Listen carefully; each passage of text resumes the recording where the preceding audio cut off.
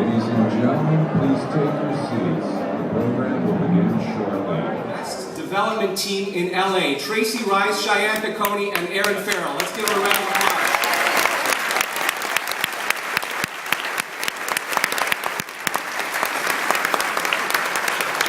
Tonight we are fortunate to honor and have with us a great president. A man who has led our nation through periods of crisis and prosperity. President Clinton's breathtaking achievements are many and continue to this day.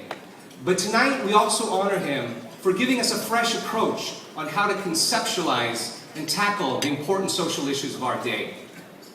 His style of problem solving, idealistic but not strictly ideological, inclusive but with a purpose, has taught an entire generation how progressive change can be won. Today our country is deeply divided.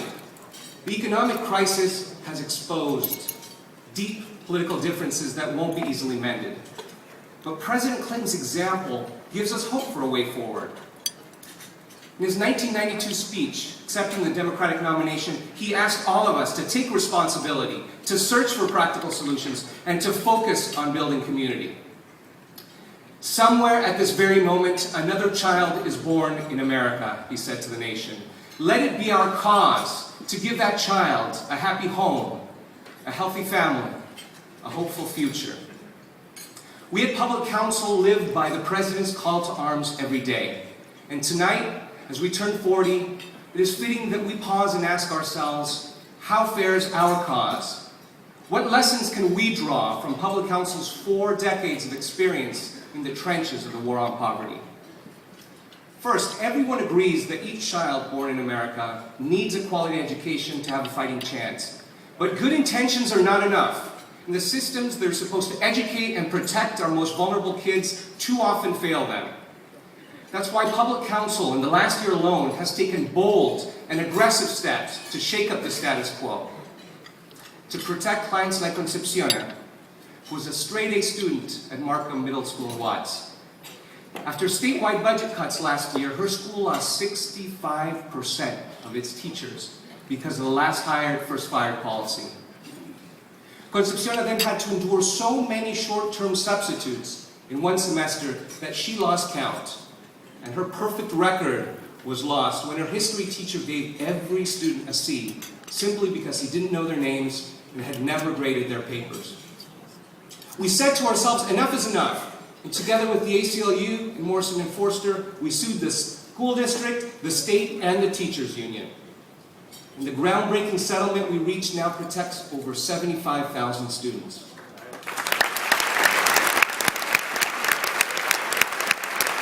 Visionaries like our founder, Fred Nicholas, saw it much differently and enlisted the leaders of the Beverly Hills and LA County Bar Associations to make the civil rights struggle their own. Few remember that Public Counsel's first big case was to challenge the studios for failing to cast people of color on television. So it's fitting then that we honor CBS tonight for leading the way on diversity, responsible programming, and public service. Thank you, Jonathan Anschel, for being a real trailblazer in that regard.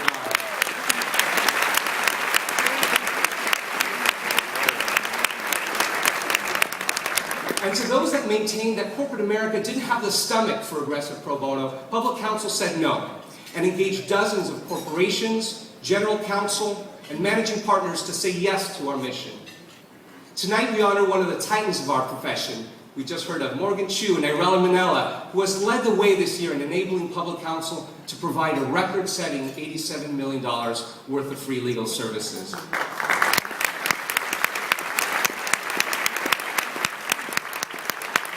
And to those that would say that lawyers would only do legal work, we at Public Counsel embraced a broader vision of what talented lawyers, like those of you here tonight, could and would do. Through all of our projects, we combine cutting-edge legal work with a holistic social work approach that is a hallmark of Public Counsel's success. So what remains to be done? What should our work be in the next 40 years?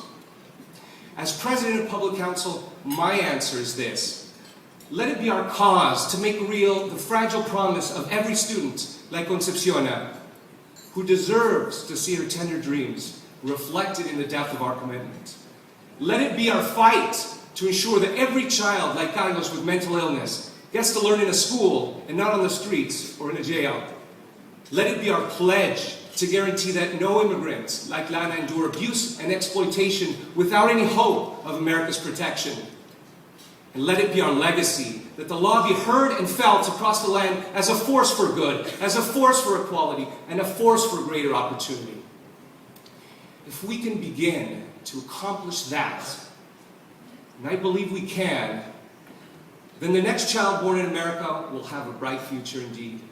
Thank you again for supporting us, and enjoy the rest of the evening.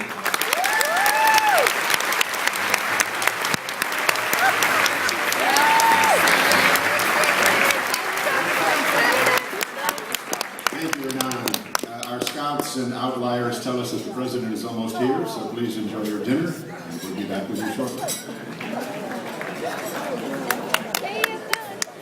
Let me once again introduce to you the president of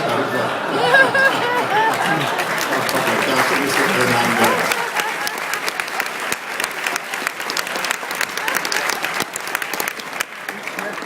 I didn't plan that. Ladies and gentlemen, it is a great privilege and honor to welcome our next special guest. She is an award-winning and celebrated singer, composer, actor, director, writer, producer, author, and so much more. Throughout her career, she has used her extraordinary talents, not only to entertain us, but to challenge us to be better. For she considers her most important role to be that of an active and engaged citizen. Since 1986, her foundation has funded over 800 nonprofit organizations in the areas of women's health, the environment, inner city education, nuclear nonproliferation, civic engagement, civil rights, civil liberties, and investigative journalism. For almost 3 decades, she has been a passionate advocate for environmental issues.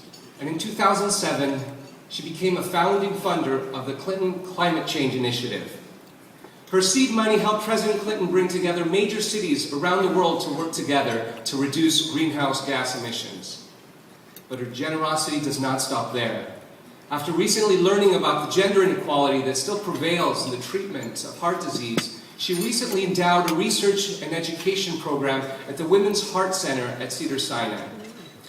Today, heart disease kills more women than men and kills more women than all cancers combined.